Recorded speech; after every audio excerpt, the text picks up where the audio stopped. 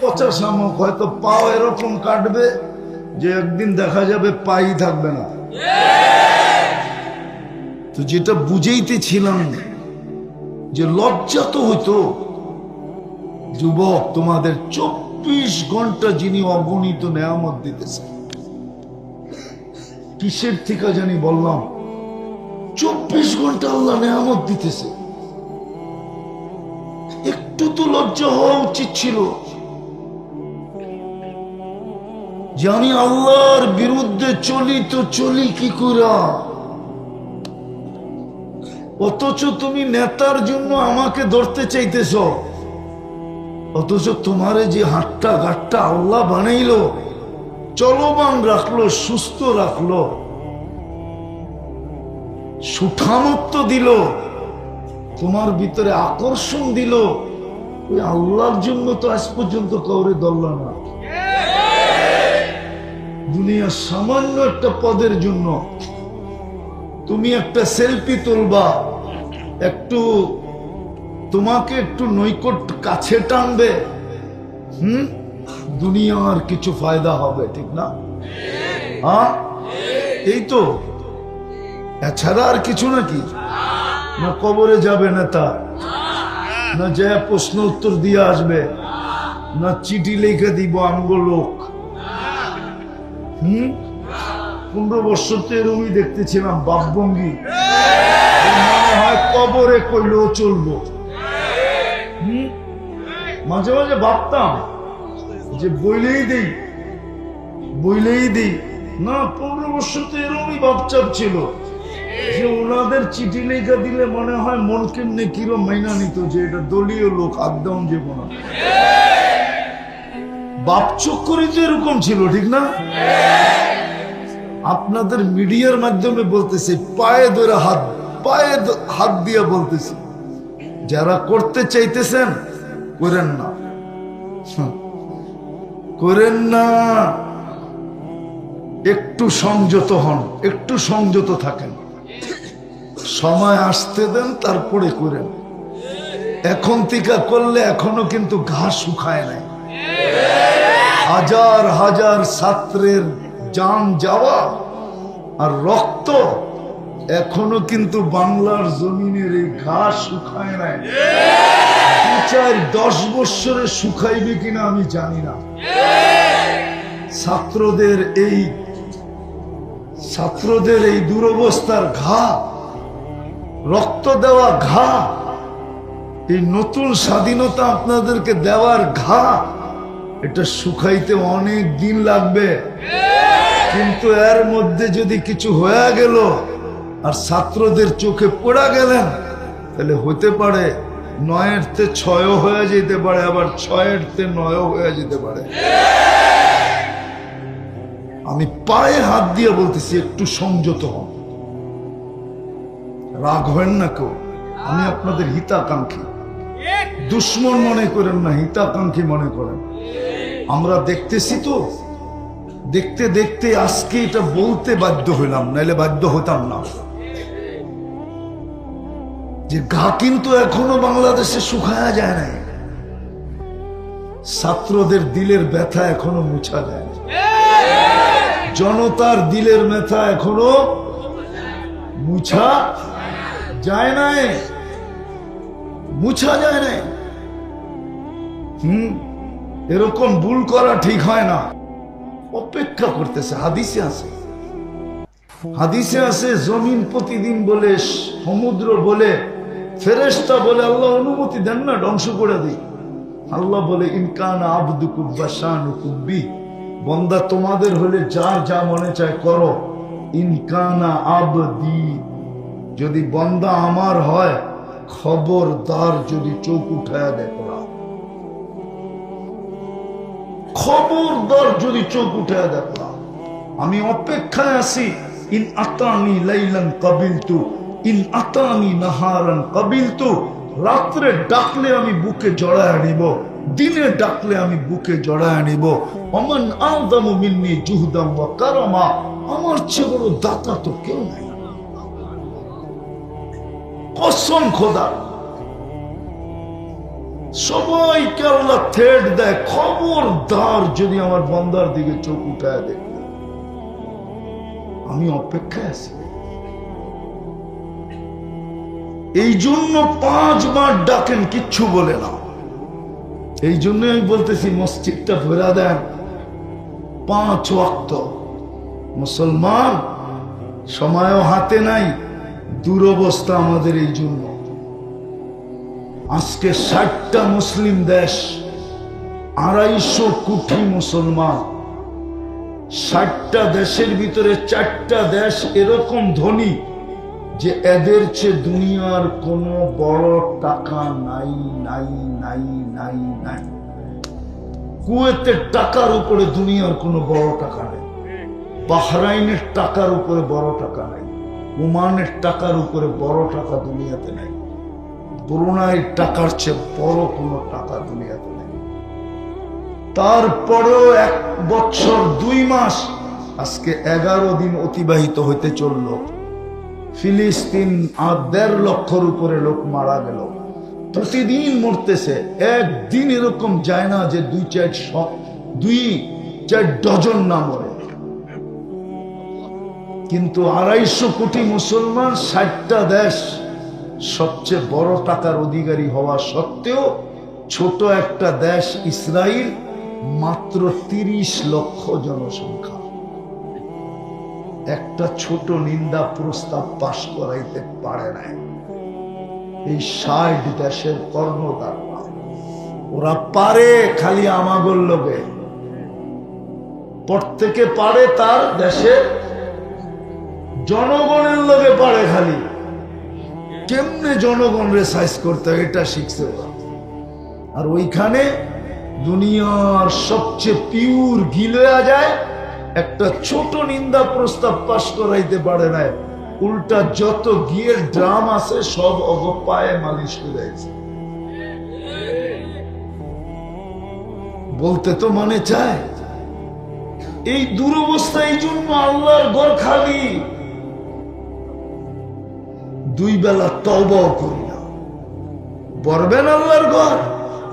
হ্যাঁ বলবেন? হায় হায় হায়, 5 থেকে 6টা মুসলিম দেশ মাটির সাথে মিশে গেল। আফগানিস্তান, ইরান, লিবিয়া, এখন ফিলিস্তিন মিশতেছে, লেবানন মিশতেছে, সিরিয়া মিশতেছে। এটাও লেখা রাখেন দিন তারিখ দিয়া, যদি ফিলিস্তিন মিটা গেল, মাটির সাথে হাইরা গেল, ওর পরের দিন আপনার হাঁটতে 1 সেকেন্ড সময় লাগবে না, আপনি হেরা যাবেন। ইঙ্গিত মনে হয় এখনো পান নাই। ইসকনের কয়জন রে ধরছে? 18 কোটির গলা চেপা ধরতে চাইতেছে। ওর কাছে একজন মানুষ 18 কোটি কোনো মানুষই না। বিশ্বাস হয় না? না হয় না? নাহলে আপনার পিআই সিএদ বন্ধ করলো কি লেগা? আমার দেশের মানুষও তো, আমরাও এরকম। আমাদের দেশের শাসকরাও যদি বইলা দিত যে আগে ট্রাকে আইনা খাইতাম, এখন প্লেন দিয়ে আইনা খামো, তোরটা খামুই না, ঠিক না? হ্যাঁ, আগে ট্রাক দিয়া ঢুকাইতাম, এখন জাহাজ দিয়া শিপ দিয়া আইনা খামো, ঠিক? হ্যাঁ, প্রবাদ বাক্য না আছে, বাদ ছিটাইলে কাকের অভাব হয় না। কি 2 কেজি খাইতাম 1 কেজি খামু, 1 কেজি খাইতাম আধা কেজি খামু। হ্যাঁ, নাইলে একজনেরটাই 10 জনে ভাগ করে খামু। এতটুকু আত্মমর্যাদা তো আমাদের ভিতরে নাই। লম্বা হয়ে যাবো, আমার আবার খোঁচাইতেছে পিছন থেকে। আমার জীবনের কাহিনী মনে উঠছে। আমি এক দেশে 6 বার গেছিলাম, আফ্রিকা, চাঁদে। ওই দেশের নিয়ম হলো, পুরুষ মারা গেলে জানাজার ভিতরে এলান হয় যে এই পরিবারের দায় দায়িত্ব কে নিবে, তারপরে জানাজা হবে, নাহলে হবে না। জানারা এতিম, বিধবা, এর দায় দায়িত্ব কে নিবে? একদিন জানাজায় গেছি, তো এলান হইতেছিল, তো আমার পাশে যে দাঁড়ানো ছিল সবার আগে বলতেছে আমি নিলাম। ওকে আমি চিনি। তা আমি জিজ্ঞাসা করলাম, তুই যে দায়িত্ব নিলি, তুই তো নিজেই খাইতে পাস না, তোরে মুক্তির সার্টিফিকেট দিছে কে? আমি কি এটার লোকে মুফতির সার্টিফিকেটের কি? তুই কি হাদিসে পড়স না, আনা ওয়া কাফিলুল ইতিমি কাহাতাইন? এতিমের যে দায়ভার নিবে, আল্লাহ রসুল বলে 2 আঙ্গুলের মধ্যে স্বাভাবিকভাবে যতটুকু দূরত্ব, ও আর আমি কিয়ামতের দিন এতটুকু দূরত্বে থাকবো। তুই কি হাদিস পড়স না? তোরে কে দিছে মুফতির সার্টিফিকেট? তারপরে বলল, শুন, আমি গরিব বটে, 1 রুটি থাকবে, 2 ফ্যামিলি ভাগ করে খাবে। আমাদের যদি ভিতরে আত্মমর্যাদা থাকতো, তাহলে আমরাও বলতাম প্লেনে আইনা খাবো, নাইলে শীত দিয়ে আইনা খাবো, 10 কেজিরটা 1 কেজি খাবো, অথবা একজনে কিনবে, 10 জনে ভাগ করে খাবে, আর আনবো না তোর থেকে। দেখেন না পায়ে পরে কি করে। তো মসজিদ গড়বো তো পাক্কা পাক্কা। হ্যাঁ, সর্বশেষ সর্বশেষ গ্রামার ভালো মতে বুঝেন, কিন্তু আলেম ওলামা হক্কানি আল্লাহওয়ালাদের সাথে থাকবো, সাথে। আগে পুরাটা শোনেন, তারপরে ইনশাআল্লাহ কোন সাথে থাকবো, না আগে না পিছে। কি আগেও 2 নম্বর, পিছে থাকলো। আবার যদি বলেন আমার সাথে আছে হুজুর, তাইলেও 2 নম্বর। আলেম ওলামা আমার সাথে আছে, এটাও কি? আবার যদি সভাপতি কয় আমি হুজুরই চালাই, তাইলেও কিন্তু সন্দেহ আছে। আমি তো হুজুর চালাই, তাইলেও সন্দেহ। আপনাকে থাকতে হবে আলেম ওলামা আল্লাহওয়ালাদের সাথে, বোঝেন তো? সাথে সাথে থাকবেন, পারবেন? কোরআন এই দিকে ইঙ্গিত দেয়, লাআল্লাকুম তুরহামুন। 1 গাদা পুরস্কার দিয়ে আল্লাহ আজকে আমাদেরকে উঠাবে, কিন্তু শর্ত 2টা। কিন্তু পরিপূর্ণ মনোযোগ দিয়ে শোনা, আর পরিবেশটাকে বিলকুল আওয়াজহীন নির্জুম রাখা। কিন্তু এটাও সত্য, শয়তান মনে হয় এটা মাইনা নিতে পারবে না। কেননা শয়তান যদি মাইনা নেয় আর আমরা যদি পুরস্কার পাই, তো ওর সমস্ত পরিশ্রম মাটিতে মিশা যাবে। কেননা ওর তো অঙ্গীকারই ছিল আল্লাহর সাথে যে লা উগরিয়ান্না ইবাদাকা আজমাইন। আর এটার কারণও ছিল, এত বড় চ্যালেঞ্জ আল্লাহর সামনে দেওয়ার, যে একটাকেও জান্নাতে যেতে দিব না। আর এটার একটা কারণও ছিল, আমাদের অস্তিত্ব যদি না হইতো, তাহলে শয়তানের 1,85,000 বৎসরের ইবাদত কোনোদিন মাটিতে মিশত না। ও যেদিন বিতাড়িত হয়, ওই দিন ওর হাতে 1,85,000 বৎসরের ইবাদত ছিল। 60টা বড় বড় উপাধি ছিল, 60টা। কয়টা? প্রত্যেক আকাশে ওকে বিশেষ নামে ডাকা হতো। প্রথম আকাশে আবেদ, তারপরেরটায় জাহেদ, তারপরেরটায় আরেফ, তারপরেরটায় তকি, তারপরেরটায় ওলি, তারপরেরটায় খাজেন, সপ্তম আকাশে ডাকা হতো আজাজিল। আর আরশে লেখা ছিল ইবলিস। আমাদের কারণেই যখন ওর সব দুলিশাত, তোর তো চ্যালেঞ্জ করাই চাই যে একটাকেও জান্নাতে যেতে দিব না। বিদায় আজকে কিন্তু ও আমাদেরকে পুরস্কার নিয়ে উঠতে দিবে না। এই জন্য মনোযোগ যতটুক দরকার, হয়তো হইউল্লার কারণে অতটুক হবে না। এই জন্য আজকে কিন্তু আমরা জিতবো, শয়তানকে জিতাবো না। কি আপনি জিতবেন না শয়তান জিতবে? তাহলে কিন্তু দুটা আদেশ মানতে হবে। একটা হলো পরিবেশটাকে নির্জুম রাখো, আনসিতু, আর একটা হলো পরিপূর্ণ মনোযোগ দিয়ে শোনা, তাইলেই কিন্তু পুরস্কার মিলবে। দুই একটা পুরস্কার দেখায়ও দেই হাদিস থেকে। প্রথম পুরস্কার যেটা মিলবে এটা হলো ইরজিউ মাগফুরান লাক, যাও তোমাদের গুনাহ মাফ। দ্বিতীয় পুরস্কার যেটা মিলবে বুদ্দিলা সাইয়্যাতিকুম হাসানাত, গুনার জায়গাগুলা নেকি দ্বারা পরিপূর্ণ হবে। তৃতীয় পুরস্কার ইয়াযকুরুল্লাহু ফী মান ইনদা, আল্লাহ আমাদের প্রত্যেকের নাম নিয়া ফেরেশতাদের সামনে আলোচনা করবে। চতুর্থ পুরস্কার আল্লাহ যার আলোচনা একবার করেন তাকে শাস্তি দেন না। বাকি আরো অনেক আছে, চারটা দিয়ে শেষ করলাম। এই জন্য যেন কোনো আওয়াজ না হয়। কেউ আওয়াজ করলে আমি বুঝবো যে হয়তো বড় হুজুর ওর কাঁধে চুরি চলে আসছে, মনে হয় বোঝেন না। এই জন্য আওয়াজও না, বিলকুল মনোযোগ দিয়া, তাইলে কাজে দিবে, কিন্তু নাইলে সময় পার হয়ে যাবে, আমার কথা একটু বুঝে আসবে না। যা হোক, কথা বলার ভঙ্গিও বলতে পারেন বা প্রশ্ন বলতে পারেন।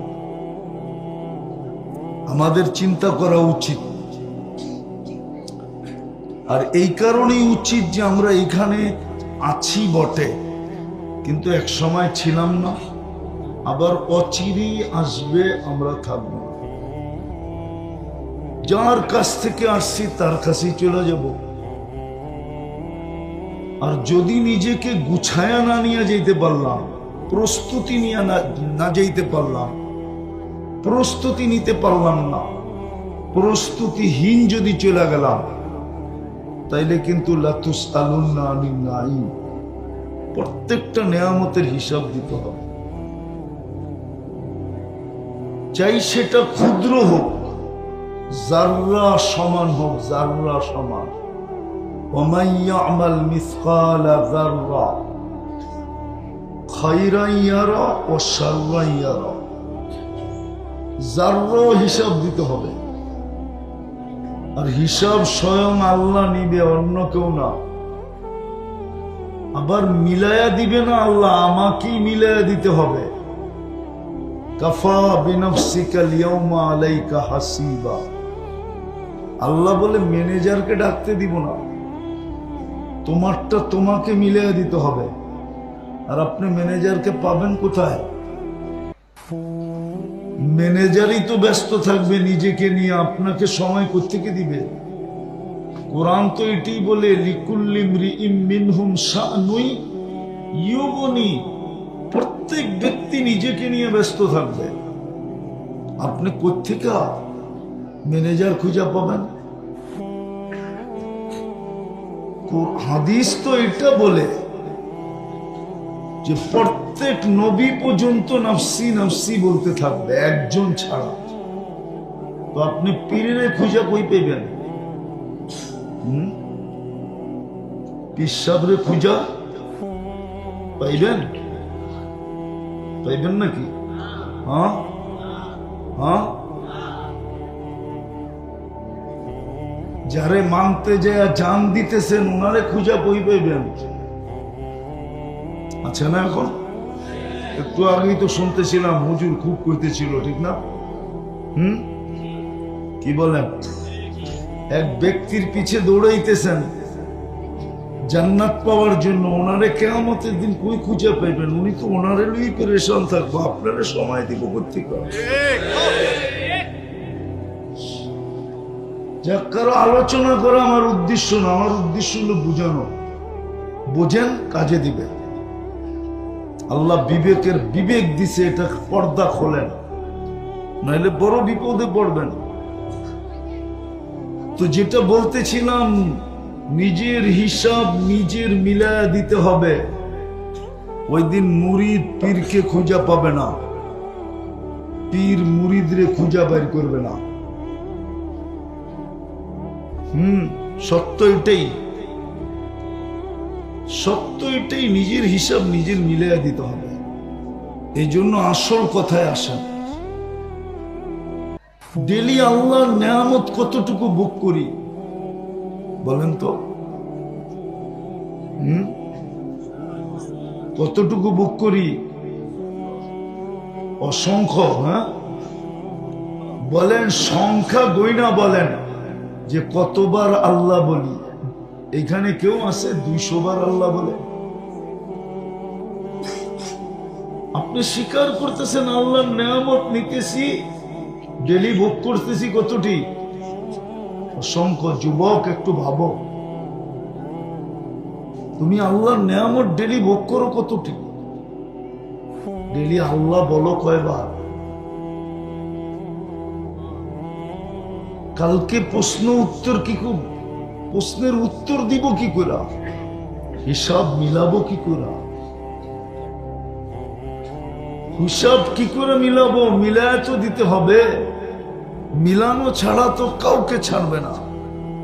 হ্যাঁ, গুছায় যদি নিয়ে গেল তাইলে হয়তো হোক, কিতাবে আছে এটা, বিছায় গুছায় যদি নিয়ে গেল তাহলে 2 মিনিটে হিসাব কমপ্লিট। আল্লাহ রসুল বলছে ফজরের 2 রাকাত সুন্নত পড়তে যতক্ষণ লাগে হিসাব দিতে এতক্ষণ লাগবে। এই জন্য আল্লাহ রসুল বলছেন ফজরের সুন্নত ছোট ছোট সূরা দিয়া পড়ো, কুল ইয়া আইয়ুহাল কাফিরুন আর কুল হুয়াল্লাহ দিয়া পড়ো, যেন তাড়াতাড়ি পড়া হয়। আর আল্লাহ রসুলও তাড়াতাড়ি পড়তেন। এতটুক সময় লাগবে যদি গুছায় নিয়ে যেতে পারে। আর যদি গুছায় না নিয়ে গেল তো কোরআন বলে 50 আলফা সানা মিম্মা তাউদ্দুন, 50,000 বৎসরও লাগতে পারে। আপনি যদি বলেন 50,000 বৎসর, 60 বৎসরের হিসাব দিতে 50,000 কেন লাগবে? 60 বৎসরের হিসাব দিতে 50,000 বৎসর কেন লাগবে? তাহলে আমি মিলাইয়া দিতেছি। ডেলি শ্বাস নেন 1,60,000 বার, মাসে কত টাইম? বৎসরে কত নিলেন? 60 বৎসরে কত নিলেন? প্রতিদিন কতবার আল্লাহ বললেন? নেয়ামতের বিপরীতে আপনি কি করলেন আল্লাহর জন্য বলেন? কি করলেন?